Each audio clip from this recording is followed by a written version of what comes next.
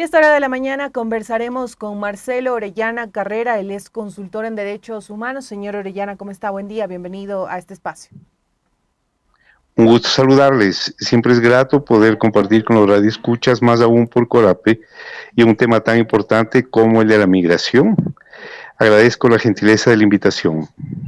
Gracias a usted por su tiempo. Señor Orellana, un informe del Comité Internacional de Rescate señala que múltiples factores, desde la intensificación de la violencia, el cambio climático y el aumento de la pobreza, deterioran las condiciones de vida de millones de personas en Ecuador y Haití, lo que conllevaría a un repunte de los flujos migratorios para este 2024. Escenarios como estos, ¿qué nos deben invitar a hacer como países?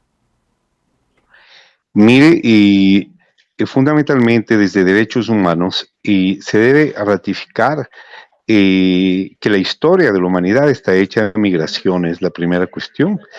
La segunda, que pese a que la historia de la humanidad está hecha de migraciones y que en ciertos aspectos se reconoce a la migración como un derecho, es muy importante que en este contexto nos planteemos el mismo hecho de la migración desde la perspectiva de las responsabilidades.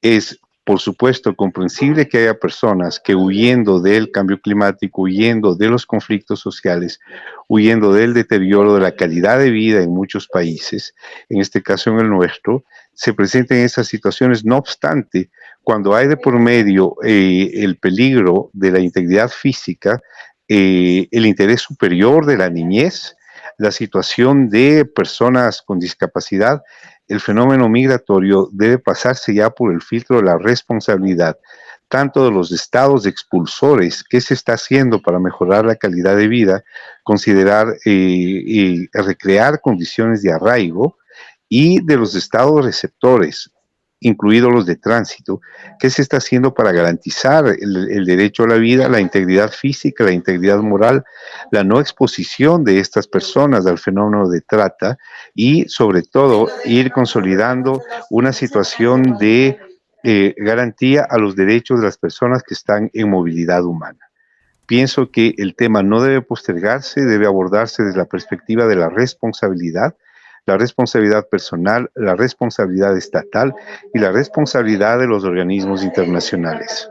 Señor Orellana, y precisamente lo que usted acaba de mencionar, esta pregunta, este cuestionamiento, ¿no? ¿Qué se está haciendo para garantizar la vida? Hace unos días veíamos que, por ejemplo, organismos como 1-800 Migrantes hablaba de migrantes secuestrados en México, entre esos ecuatorianos. Y también comentarle, según datos, en este caso, del Comité Internacional de Rescate, se señala que en 2023 más de 57,000 ecuatorianos cruzaron el tapón de Darién, una zona peligrosa, y las cifras también suponen un incremento con respecto a los años anteriores. Entonces también ese cuestionamiento, ¿no? ¿De qué se está haciendo frente a esta dolorosa realidad?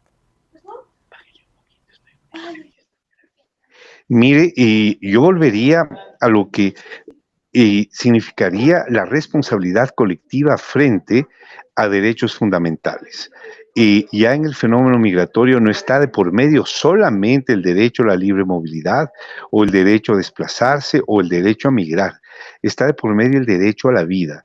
El fenómeno del tapón de Darién, que lo conozco, he estado en 3 oportunidades ahí, nos debe llamar a una seria reflexión de cuál es la responsabilidad de los estados en lo que significa también el control de sus espacios territoriales, y no en la perspectiva de impedir, sino en la perspectiva de garantizar que esos espacios no sean de control o de preeminencia absoluta de grupos delincuenciales al margen de la ley. Muy lamentablemente el fenómeno migratorio ahora está vinculado al fenómeno de trata, está vinculado a otros hechos que son bastante preocupantes, que afectan esencialmente a mujeres, a niños, y que, vuelvo a plantearlo, deben merecer una responsabilidad absoluta de los estados nacionales y de las multilaterales. Hay organismos especializados, la Organización Internacional de Migraciones, por ejemplo, que tiene un trabajo interesante. No obstante, ese trabajo debería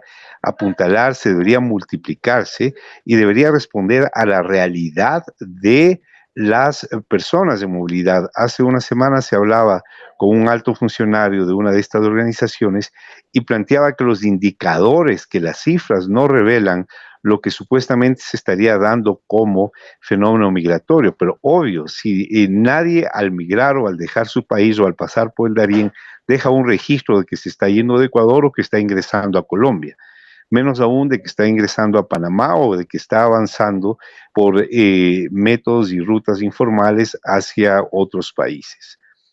Vuelvo a plantear, creo que llegó el momento de la responsabilidad, de abordar el tema desde las responsabilidades estatales y de plantear medidas integrales que pasen por garantizar derechos en los países de origen.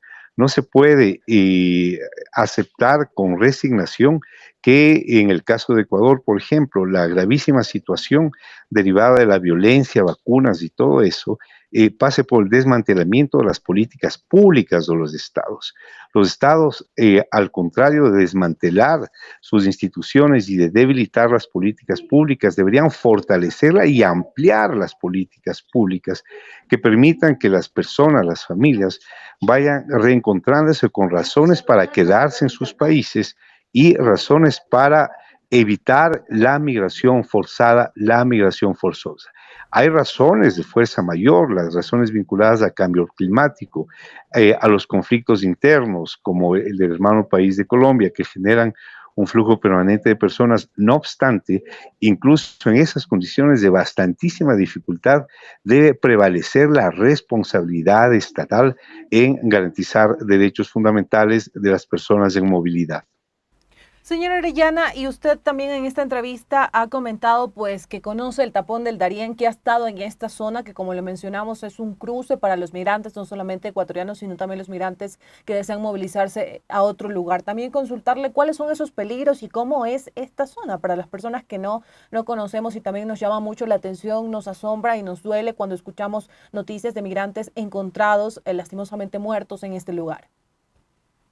Mire, lo primero sobre lo que deberíamos alertar es que hay un número importante de niños que han perdido a sus padres o de padres que extraviaron a sus niños, y de ese número importante, al menos 25 son ecuatorianos que están bajo protección de la Cruz Roja Internacional. Y como usted sabe, el derecho internacional humanitario se fundamenta en el principio de confidencialidad. Entonces, es información que se maneja con muchísimo cuidado y que debe ser destinada o debe tener en la esencia la obligación de proteger el interés superior de la niñez. Pero si usted me pregunta a mí en cuestiones sociales y en cuestiones de seguridad, el tapón de Darién es la zona del no Estado. Es la zona de la no regulación, es la zona de la no protección, es la zona de la altísima exposición. Una exposición a ecosistemas bastante difíciles, a trayectos geográficos absolutamente ajenos a la realidad de la que provienen las personas que optan por este camino, y como lo dije hace un rato, es la zona de no Estado, es el camino de alejamiento de esas situaciones, y hay la presencia de grupos delincuenciales al margen de la ley, de grupos a los que se les conoce por su altísima proximidad a las personas de movilidad, con fines de explotación económica, con fines de secuestro, incluso con fines de abuso en materia sexual, en materia psicológica, en materia física.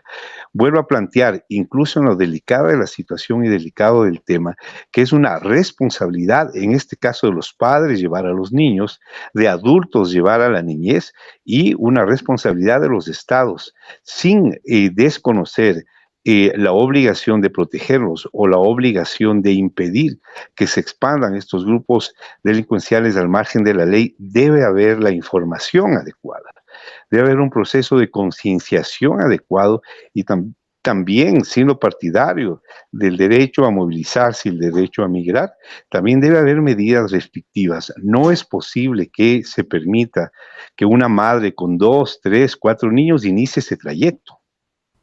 Debe haber medidas de control, medidas de concienciación, medidas de protección.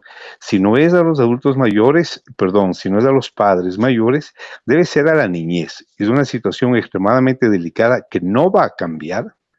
Es una situación en la que no se observa una disminución de la presencia y es un contexto en el cual se van dando diferentes alternativas, diferentes rutas, diferentes presencias que no solamente exponen a las personas que optan por esa forma de avanzar hacia el norte, sino también han afectado muchísimo al ecosistema y a las poblaciones locales.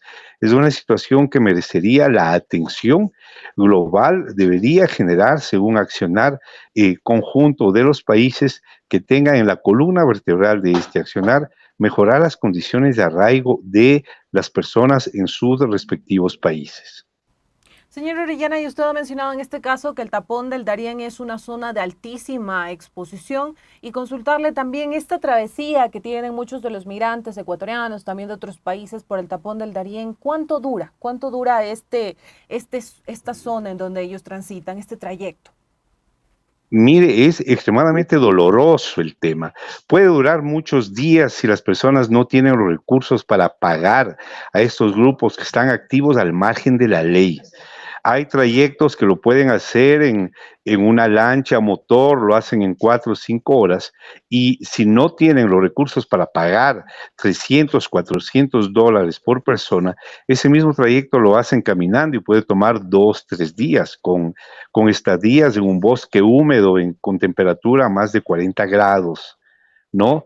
Entonces, no se puede establecer una duración, no es un paquete turístico y no hay un procedimiento formalizado que pueda decir las personas se van por una ruta segura, por caminos seguros, por ríos seguros, por montañas seguras, por senderos seguros.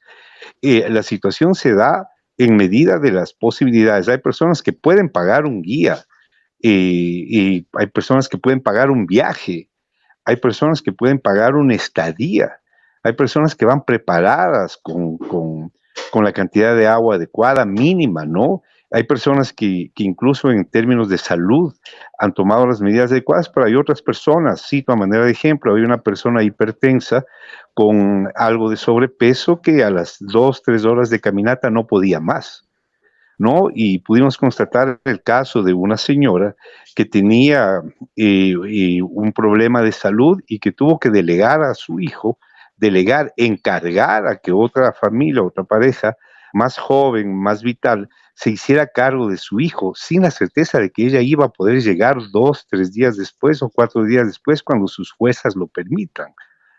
Entonces, esos testimonios que hacen referencia de que hay cuerpos, hay vestigios, hay personas desmayadas, agonizantes, no son tan alejadas de la realidad. No, no es una exhibición dolorosa, pero sí es una situación de altísimo riesgo en donde las personas deben, vuelvo a decirlo las veces que sean necesarias, aplicar el principio de la responsabilidad. Yo puedo como ciudadano asumir ese trayecto, pero bajo mi condición de padre no puedo llevar a 2 niños, no puedo llevar a un adolescente, no puedo llevar a una persona mayor que no esté en condiciones de caminar, ese supuesto de que vamos a salir adelante, incluso con todo respecto a las sensibilidades religiosas, Dios nos ayudará o Dios nos protegerá.